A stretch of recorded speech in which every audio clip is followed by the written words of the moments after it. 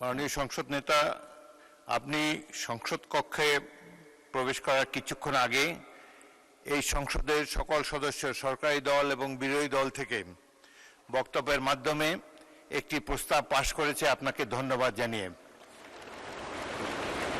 আপনার সাম্প্রতিক মালয়েশিয়া এবং চীন সফরের ফলে দেশের মর্যাদা বৃদ্ধি পেয়েছে বলে সবাই অভিমত ব্যক্ত করেছে এবং বাংলাদেশের অর্থনীতিকে, পররাষ্ট্রনীতিকে এক নতুন দিগন্ত সূচনা করেছেন আপনি এই সফরের মাধ্যমে। সেজন্য আপনাকে ধন্যবাদ জানাচ্ছি এই সংসদের পক্ষ থেকে। Welcome back to this parliament. আপনি কিছু বলতে চাচ্ছেন? জি, মাননীয় স্পিকার, আমি কিছু কথা বলতে চাচ্ছি। বিসমিল্লাহির রহমানির রহিম। মাননীয় স্পিকার,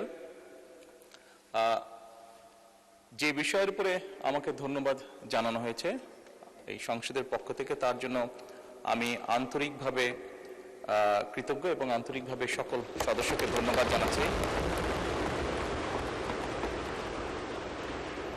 মাননীয় স্পিকার, এখানে মূল বিষয় এটি হচ্ছে যে বাংলাদেশের মানুষ আমাদেরকে দায়িত্ব দিয়েছে তাদের স্বার্থ দেখার জন্য।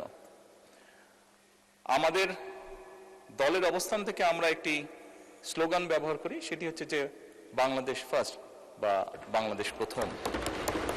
আমি যে কাজটি করার চেষ্টা করেছি মাননীয় স্পিকার, আমি আমার অবস্থান থেকে আমি আমার দেশের মানুষের স্বার্থ নিয়ে কথা বলার এবং সেই স্বার্থ রক্ষা করার চেষ্টা করেছি মাননীয় স্পিকার। মাননীয় স্পিকার, এখানে আমাদের কারোরই কোনো ব্যক্তিগত কোনো বিষয় নেই।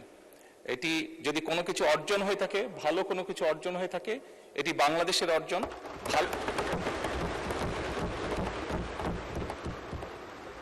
এই সফরের মাধ্যমে যদি দেশের মানুষের কোনো অর্জন হয়ে থাকে, সেটি দেশের মানুষের অর্জন মাননীয় স্পিকার।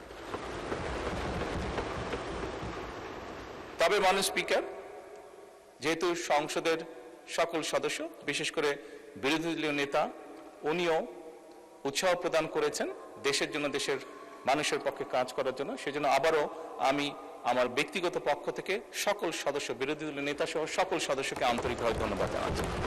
ধন্যবাদ। ধন্যবাদ মাননীয় সংসদ নেতা।